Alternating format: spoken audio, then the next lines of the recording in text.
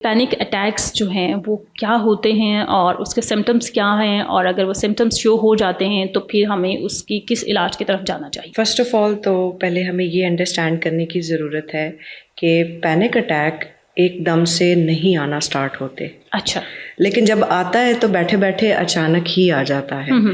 इसके सिम्टम्स कुछ ऐसे होते हैं कि आपको सडनली एक अजीब सा फियर फील होने लगता है जो कि रियलिटी में एग्जिस्ट नहीं करता। जैसे अभी मैं आपके सामने बैठे बैठे ये कहना स्टार्ट कर दूं कि कुछ होने वाला है, मुझे कुछ हो जाएगा और मैं मर जाऊंगी, मेरे साथ अभी कुछ हो जाएगा, मुझे कुछ बहुत बुरा फील हो रहा है या हो जाएगा और अभी ही मेरी मौत हो जाएगी। मोस्टली जब पैनिक अटैक आता है किसी को तो उनको पाल्पिटेशंस होती हैं। पाल्पिटेशंस का मतलब ये है कि आपकी हार्ट बीट तेज़ हो जाएगी, आपकी बॉडी में से एक्सट्रीम हीट निकलेगी, आपका ब्लड प्रेशर जो है वो फ्लक्चुएट कर जाएगा, स्वेटिंग भी आ सकती है, ठंडे गर्म पसीने आपको आ सकते हैं। और इसके अलावा जो इसका मेन सिम्टम है, आपको ये महसूस होता है कि मुझे दिल का दौरा आ रहा है या मुझे हार्ट अटैक आ रहा है। कुछ पेशेंट्स तो ये भी जो है आकर जो है वो कंप्लेन करते हैं कि मुझे चेस्ट में पेन हो रही है। अच्छा। और वो पेन स्ट्रेस या प्रेशर की वजह से हो रही होती है, बट इट सीम्स लाइक कि उनको हार्ट अटैक आ रहा है। ये पैनिक अटैक के सिम्टम्स होते हैं। ठीक है, पहले हम इसकी रीज़न पे बात कर लेते हैं।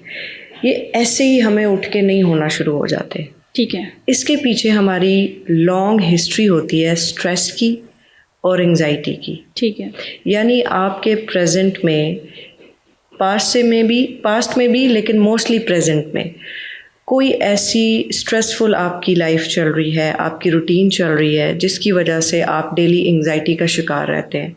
यानी आप बिला वजह खौफ महसूस करते हैं हर चीज़ से।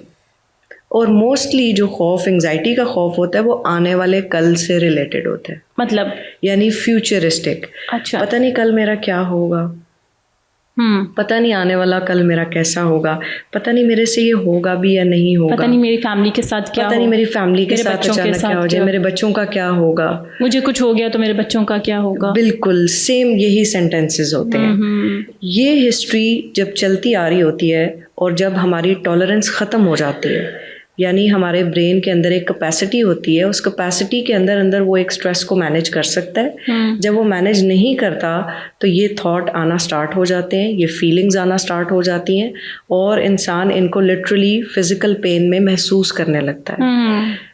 जब हम इसको महसूस करने लगते हैं और ये रिपीटेडली हमें आना शुरू हो जाते हैं तो हम इनको कहते हैं पैनिक अटैक्स। ठीक है। और ये डॉक्टर साहब इंटरप्ट करूँगी कि जब फिजिकली हम इस पेन को लेना शुरू करते हैं तो खाली चेस्ट पेन होती है, ये बॉडी के किसी और हिस्से में भी इसका इफेक्ट हो रहा होता है? आपको परसिस्टेंट हेडेक्स रह सकती हैं, आपको स्टमक इश्यूज हो सकते हैं, आपका मैदा हर टाइम ख़राब रह सकता है, आपको GERD, IBS या कॉन्स्टिपेशन जैसे इश्यूज रह सकते हैं। क्योंकि जो हमारा गट है वो हमारा सेकंड ब्रेन है। आप पेपर देने जाती हैं तो आप नर्वस होती हैं, पेट में गुड़गुड़ होने शुरू, एग्जैक्टली। ठीक है। आप इंटरव्यू देने जाते हैं, नर्वस होती है तो हमारे पेट में जो है वो वी कॉल इट लाइक के बटरफ्लाइज आना स्टार्ट हो गई है। तो जो हमारा गट है ये ब्रेन के साथ बहुत डायरेक्टली लिंक होता है। ठीक है। जब पैनिक अटैक आना स्टार्ट हो जाते हैं और ये लंबे अरसे तक हमें आते रहें तो फिर ये पैनिक अटैक नहीं, फिर ये पैनिक डिसऑर्डर की शक्ल इख्तियार कर जाते हैं। ये ज़्यादा वर्स्ट सिचुएशन है। जी, ठीक है। यानी आप सिर्फ अटैक की लिमिट तक नहीं है, अब आप उस डिसऑर्डर, उस बड़े सिंड्रोम, उस बीमारी के अंदर शामिल हो गए। अब ये 24/7 आपको घेरे रखेगी ये बीमारी कि आप हर वक्त ये सोचते रहेंगे कि मेरे साथ कुछ ना कुछ अभी बुरा होने वाला है या इन फ्यूचर हो जाएगा। हर वक्त आप इसी सोच में रहेंगे। हाँ जी। और जो भी आपको ये थॉट आएगा वो हमेशा नेगेटिव होगा और आप एक्सट्रीम ओवर थिंकिंग करते रह जाएंगे। यानी आप सिर्फ सोच ही रहे हैं और उसका रियलिटी बेस कोई आपके पास एविडेंस नहीं है। हम बैठे हुए हैं, एनवायरनमेंट सेफ है, लेकिन मैं आपसे बार बार कहना शुरू कर देती हूँ कि अभी कुछ होने वाला है इधर, मुझे कुछ ठीक नहीं लग रहा, अभी कुछ होने वाला है यहाँ पे। दिस मीन्स कि इसका रियलिटी से कोई कांटेक्ट नहीं है, हम बस आप देख safest रही जगह हैं, पे आप बैठे देख हैं। रही हैं कि इन्वायरमेंट तो बिल्कुल सेफ है, ये क्यों ऐसे कर रही है?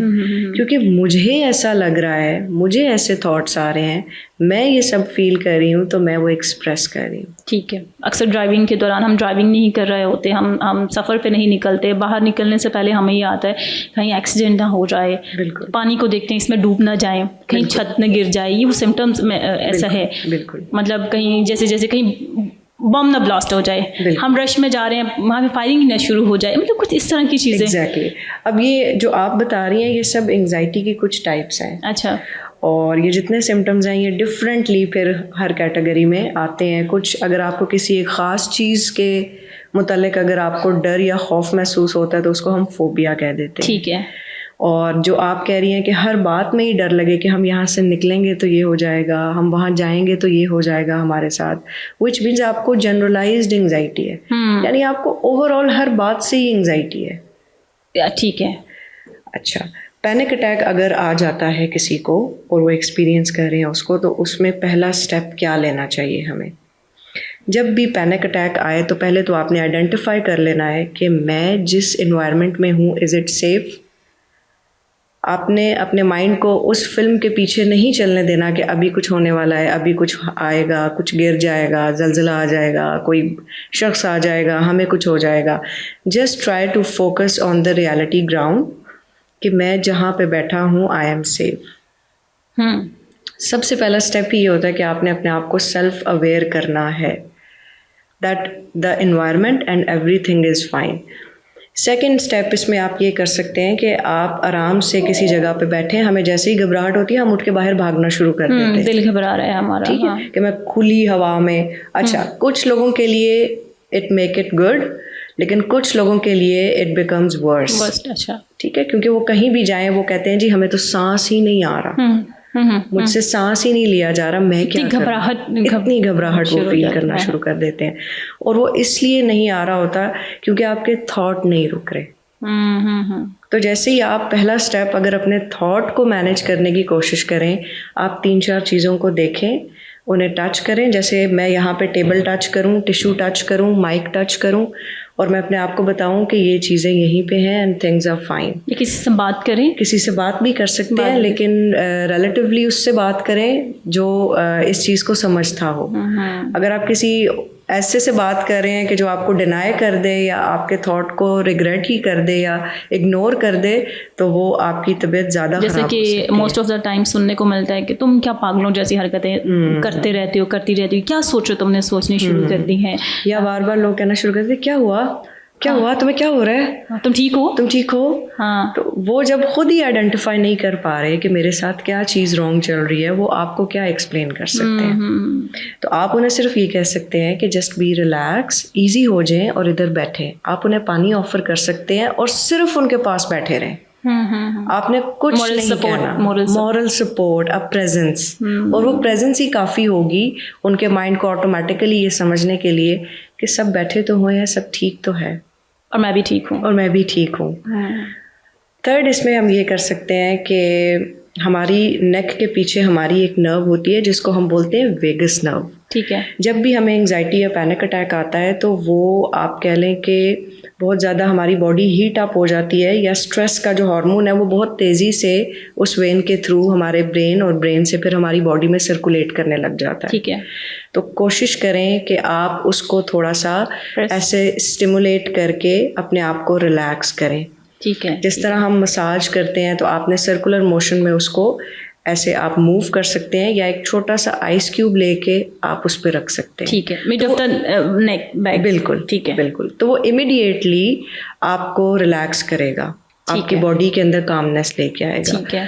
थर्ड, कुछ लोगों के लिए ये बहुत इफेक्टिव होता है कि हम डीप ब्रीदिंग कर लें। ठीक है।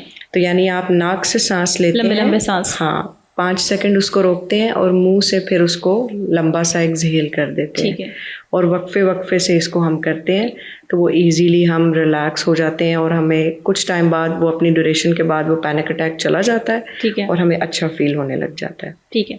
और जब वो पैनिक डिसऑर्डर की तरफ अगर हम जाते हैं तो उस सिचुएशन में क्या होना चाहिए? उस सिचुएशन के लिए तो आपको किसी भी कंसल्टेंट के पास जाना पड़ेगा, किसी थेरेपिस्ट के पास जाना पड़ेगा, साइकोलॉजिस्ट को जो है वो कंसल्ट करना पड़ेगा, अपनी इनिशियल असेसमेंट करवानी पड़ेगी, अपनी एंजाइटी डिप्रेशन को असेस करवाएं, उनके लेवल्स चेक करवाएं, अपने इश्यूज़ उनको डिस्कस करके बताएं और उसके ऊपर मैनेजमेंट प्लान करवाएं अपना। ये हमें कब पता चलेगा कि ये डिसऑर्डर स्टार्ट हो चुका है अभी, पैनिक डिसऑर्डर? अच्छा, वो आम तौर पे लोगों को नहीं पता चलता और वो लोगों को पता चल भी नहीं सकता। ये डायग्नोज होता है जब आप अपने कंसल्टेंट के पास जाते हैं।